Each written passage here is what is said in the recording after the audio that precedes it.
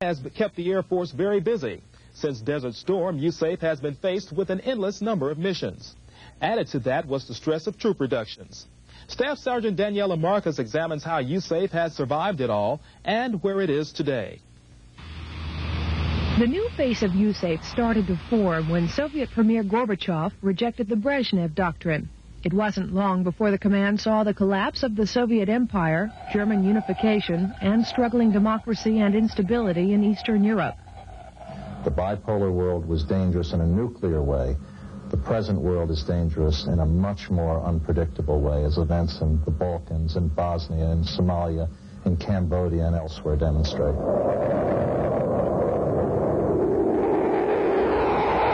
The drawdown of USAFE began, and with it, a change of focus to a new regional priority, contingency operations.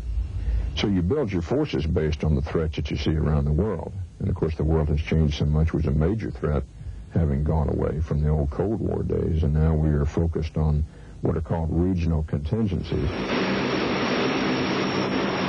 Contingencies became a daily fact of life.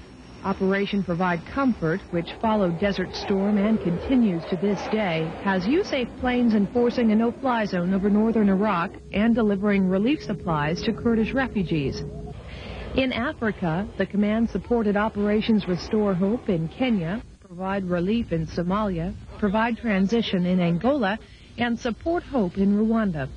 The future is more of the same. We see nothing on the immediate horizon that says it's all going to get sweet and easy in the next 2 months or 6 months or a year. We expect to have the same kind of turmoil and the same kind of challenges that have driven those operations. In 1992, Yugoslavia's inner struggles erupted into an all-out war. It wasn't long before USAFE began airlifting and airdropping humanitarian supplies into the war-torn region. Now, nearly 2 years later, Provide Promise continues, with no end in sight. Meanwhile, in Deny Flight, USAFE jets flying out of Aviano Air Base, Italy, have helped contain the conflict by enforcing a no-fly zone over Bosnia-Herzegovina. USAFE has operated at an unprecedented tempo, even as it's gotten smaller. The command is now roughly half the size it was just 5 years ago, with less than half of the major bases to operate from. We've been on the run now for 4 or 5 years. And drawing down and reorganizing and all that time, there's no way that people are not going to start to get tired in that process. So the challenge is to help that, to fix it. We're not going to be able to stop meeting contingencies. Contingencies will happen, and we need to go meet them. We'll have to be smart enough to say when we've got too much on our plate. General Jamerson added that keeping USAFE's people and equipment healthy and making sure training and readiness doesn't suffer will be the command's highest priorities in the new year. Sergeant Daniela Marcus, Air Force News, Ramstein Air Base, Germany. The Pacific is in a more focused position. The men and women serving in Japan and the Republic of Korea have had to deal with the closing of Clark Air Base in the Philippines and a possible nuclear threat from North Korea. Senior Airman Ron Rogers reports on Pacific readiness and its importance. Increased diplomatic relations with North Korea are generating speculation on whether to maintain current high levels of readiness at Pacific Air Force installations. Air Force officials agree there should be no change in the state of readiness or the number of airmen serving in the Pacific. General Ronald Fogelman, Air Force Chief of Staff, explains. I do not believe that the recent North Korean agreement will have, in the near term, much impact on our force structure requirements in this part of the region. The fact of the matter is that's a long-term plan to provide stability on the peninsula. In the near term, there are lots of reasons to remain vigilant and ready. There are nearly 50,000 Air Force personnel stationed in the Pacific, and that number will not change. However, Pacific Air Forces will take on different roles to help meet future challenges. North Korea's nuclear threat is somewhat reduced, but there's still a large conventional threat. Osan Air Base is the closest Air Force facility to North Korea. The commander of the 51st Fighter Wing at Osan, Brigadier General Robert Doc Fogelsong, says their mission remains unchanged. We have literally not done anything any different. We are still in the business of readiness. That's our highest priority on this base. But I will say that we're not on the front of the Washington Post every day now, and that does have a subtle impact on the spirit over here on this base. With changing roles and an increased emphasis on readiness, Pacific Air Forces remain committed to meet future challenges head-on.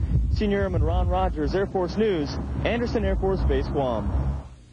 Europe and the Pacific are not alone in their efforts to provide regional security and humanitarian relief. Units based in the United States have been involved in several high-profile operations. Staff Sergeant David Pullen takes a look at life on the home front. The Western Hemisphere has undergone change almost as dramatic as the ones affecting the East. The continuation of America's role as the model of modern democracy has once again spread to foreign soil. In the latest round of transition, the island nation of Haiti became a proving ground for American resolve on the tail of political turmoil in Somalia. Countries seeking freedom from oppression and poverty have required contradictory missions for American forces. One is humanitarian in nature, a tasking of providing basics like food, electricity, and a workable infrastructure has clashed with the simultaneous mission of providing security and stability in the city streets and countrysides. These conflicting demands of the missions place very heavy and exacting demands on our troops and our commanders here. Humanitarian missions have also taken the form of sanctuaries for refugees. Operation Sea Signal at Guantanamo Naval Base, Cuba, and Operation Safe Haven near Howard Air Force Base, Panama, has involved civil engineers, security police, and medical units from bases stateside. They're responsible for the tens of thousands of Haitians and Cubans seeking asylum in the United States. Panama is also host to a group of airmen fighting a war on drugs. Since 1989, the Air Force has engaged in activities ranging from tracking smugglers on radar to actual fighter intercepts off the coast of Central and South America. What we do here is we try to, best as we can, identify possible drug smugglers to avoid or to intercept and interdict shipments going into the United States and other friendly nations. The war on drugs ranges from the tip of South America to the cities of the northern continent. It's a war without a clear and defined battle plan, but it's a clear and present danger, and that's enough to keep its players in the U.S. Air Force vigilant and hopeful that life on the home front remains safe and secure. Staff Sergeant David Pullen, Air Force News. For the most part, the changing face of the Air Force is a result of how world events have impacted the individual. Air Force officer and enlisted people are looking for stability in light of the rapid-fire changes affecting the military over the past 6 years. Some issues, including forced drawdowns, are starting to settle as the military service shrinks to its bottom line of 385,000 people over the next 5 years. Although the future isn't clear in terms of supporting future contingencies overseas, of the 418,000 people in the Air Force now, less than 4% of those people are deployed on worldwide contingency operations. However, the service's operational tempo has been higher than at any other time, including the Berlin airlift. Trying to do more with less isn't just a catchphrase anymore, it's a reality. As Staff Sergeant Chris Kelly reports, those increased commitments have taxed more than the active duty force. The pace has been hectic since Desert Storm. Involvement in one major exercise after another. Working alongside the active duty force have been the reserves and the Air Guard.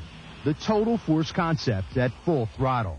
Operations like Southern Watch provide comfort, and Vigilant Warrior in the Arabian Gulf region provide promise and deny flight in Bosnia. Restore hope in Somalia, support hope in Rwanda, uphold democracy in Haiti. Mission after mission after mission. Roger. It's this pace that's causing a rise in stress-related problems. And for the Reserve and Guard, the added strain of leaving civilian jobs as well as families for long periods of time. Since the drawdown of the active duty forces, the Reserve has been more involved, and we have actually had to turn down jobs. We're offered more tasking than we can possibly ever perform, and it has pushed our envelope, to be quite honest with you. We're just burning out our people. This burnout, this leaving home and job to support the increased ops tempo, has even prompted a television campaign to help employers understand what's happening. More than half of America's most important military decisions are made here. No, it's not the Pentagon or NORAD. It's where you work. See you in a couple weeks. Support your employees in the National Guard and Reserve. The Reserve and Guard make up nearly half of the total force. Their role in the Air Force mission is just as real as their active duty counterparts. And so are the effects. Staff Sergeant Chris Kelly, Air Force News. Began, sweeping reforms became almost a normal thing in the military. Senior Airman Amanda Allen reports on several moves that have shaped the Air Force from the inside out. Traditionally, America has pared down its military after every war. But this latest drawdown is different in several ways. More bases and more people are being affected than ever before. The size of the drawdown itself has had dramatic effects on the Air Force. Trying to make an efficient decline in defense spending and increasing operation effectiveness are goals of the Air Force. Several programs were implemented to do just that. The Department of Defense conducted a top-to-bottom review that looked at everything the military did. As a result, the Air Force came up with a blueprint, a basic guide to the new look of the Air Force. What we want in the Air Force is an organization capable of high performance in very tough circumstances. Other ideas were designed to consolidating several assets into one. Rivet Workforce was an initial example of streamlining aircraft maintenance. Another was the one base, one boss concept, which would streamline a wing's job and put a stop to redundant levels of command. But probably the most graphic example of consolidating and streamlining operations is the composite wing. The idea brings fighters, bombers, and tankers together to train, fly, and fight under the same wing. We operate very quickly once we get deployed, and I think we've shown in this environment here that the infrastructure has been set up quickly and the airplanes are ready to go. This application has been working in the Arabian Gulf region since Operation Desert Storm. It's ideas like these that have really changed the Air Force into what it is today. Senior Airman Amanda Allen, Air Force News. The changing face of the Air Force has seen an increased calls for joint and combined operations. Coming up, why purple suit has become the phrase of the day.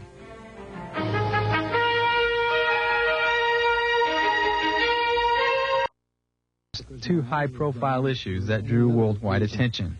So now we've told these women that the sky is not a limit on them. They can go as high in the Air Force as they can. So the department is proceeding with efforts to implement the new Don't Ask, Don't Tell policy, now that the Supreme Court has granted... These issues only start to give you a small idea of how the Air Force is changing. From no-fly zones to base closings and the uncertainty caused by drawdown have all created an atmosphere of unprecedented stress and monumental change. In the middle of this, the Air Force went through some major restructuring that was necessary part of a changing environment. The new Chief of Staff has inherited an Air Force that was well on its way through the transition to a smaller, more effective organization. When I turn and look at the internal change, much of this has been very painful, but it has been very necessary. And quite frankly, I owe my predecessor, General McPeak, a great debt. We all do, I believe, a debt of gratitude for the internal restructuring that he did in building an objective Air Force, in delayering us, in getting us in a position to survive in the late 1990s and into the 21st century. What can be expected in the future of the Air Force are more changes, more missions, and even more controversy about what should be done and where. But the Air Force, as always, will adjust. Staff Sergeant Scott Williams, Air Force News. The United States has sacrificed almost 250,000 lives during wars in Asia. Today, almost 43,000 Air Force personnel and more than 400 aircraft remain on the continent. And as Senior Airman Jim Cunningham says, it remains the world's hotspot. The Korean conflict, Vietnam, Desert Storm. Conflicts in Asia have been long and costly, and they're far from over. Problems along Korea's demilitarized zone again surfaced with allegations of North Korea's nuclear development program. My Japanese colleagues and I are hopeful that progress can be made in addressing this problem and that the prospects of peace and stability on the peninsula can be improved. Communist North Korea's refusal to allow full inspections of its nuclear sites has indefinitely halted the withdrawal of U.S. forces from South Korea. In Southwest Asia, Iraq's continued movement of troops near the Kuwaiti border has kept tensions high in that region. More than 20,000 U.S. troops were deployed to the Arabian Gulf to deter Iraqi aggression. Operations Southern Watch and Provide Comfort have been ongoing since the end of the war with Iraq. Air Force members are providing security for UN forces and war refugees. Elsewhere, the Vietnamese government recently opened the files on American POW and MIAs. As a result, Joint Task Force Full Accounting repatriated 86 sets of remains in 1994. 28 of those resulted in positive IDs of missing service members. I have to say I was really happy to feel like I've actually done something to bring some people home that have been gone for quite a while. I know their loved ones and families have been wondering for so long, and here's a little part that we can do to finally make a little difference. Further operations are planned throughout 1995. More than 2,000 Americans remain unaccounted for in Southeast Asia. So while strides have been made towards peace, the continent of Asia remains a constant source of tension, forcing Air Force members to remain vigilant at all times. Senior Airman Jim Cunningham, Air Force News. Taking on expanded roles and missions means forming new relationships that would have been impossible just a few years ago. Tech Sergeant Trish Freeland has our report on friendships with former adversaries. The Soviet Union is now just a footnote in history. Barriers to former Eastern Bloc countries are also a thing of the past. The dissolution of the political and physical obstacles is paving the way for the exchange of ideas and knowledge. Perhaps the best example of this is the Arctic Search and Rescue exercise. Over 350 people from the U.S., Canada, and Russia simulated the rescue of survivors of an airline crash in Alaska. The SAREX provided the opportunity for para-rescue teams from the three nations to work toward a common goal. Above and beyond that, it furthers our military-to-military contacts program with the Russians. Here's an opportunity for the senior Russian general officers to come to Alaska. They meet their counterparts all the way down the line. They can see that we have no intent to go and attack them. I think it does a lot to lower the anxiety level, and anything we can do to increase stability in the former Soviet republics, I think, is to our advantage. The exercise was highlighted by the airdrop of a Russian transportable hospital. Despite language barriers and unfamiliar equipment, the focus remained on saving lives. New ideas are also important to small countries like Lithuania. With the end of the Cold War, they are now looking to build their own military. I think we'll take the best from Russian system and the best from American system and make our system the best of the world. Many of the Joint Force missions come about because of necessity. For the first time in 27 years, the U.S. Air Force began working and flying out of France in support of Operation Deny Flight. Programs like Partners for Peace and SAREX, not to mention real-world contingencies like the one in Bosnia, are bringing countries closer together. New relationships that seemed impossible just a few years ago. Tech Sergeant Trish Freeland, Air Force News. Air Force involvement in worldwide relief efforts has been well documented, from the Kurdish relief missions in northern Iraq to airdrops over Bosnia and, more recently, Somalia, Rwanda, and Haiti. But as Staff Sergeant Chris Kelly explains, Air Force efforts stateside following natural disasters have also helped make a difference in the lives of Americans at home. Another humanitarian airlift mission, a picture replayed hundreds and thousands of times over the past few years. And while airmen have made a difference in people's lives in far-off lands, they've also made a difference at home. During the Great Flood of 1993, the Air Force delivered precious relief supplies and worked alongside other services and civilians alike, filling sandbags, directing traffic, and any other task needed. When asked how this kind of mission differs from one in Bosnia or Somalia, aircrew said it was nice not to get shot at, and that helping Americans in need with technology they paid for was a nice change, too. I think there's a lot to be said for the concern nowadays over taxpayers' dollars and what we're getting and what is our mission, because a lot of folks in the Air Force under the reorganization are wondering what our job is now, and this goes to show how important Airlift also played a key role after a huge earthquake rocked Southern California, as huge airlifters brought much-needed rescue equipment just hours after the quake. Another natural disaster that each year threatens Southern California and many other western states is wildfires. Thanks to Air Force Active Guard and Reserve units, though, the U.S. Forest Service has an ally to attack the flames with high-tech systems like these National Guard C-130s, equipped with a mobile airborne firefighting system. It's a battle against a natural disaster at home, and it means a lot to these airborne warriors. Last year when we left because the people out here were no longer in danger from fires.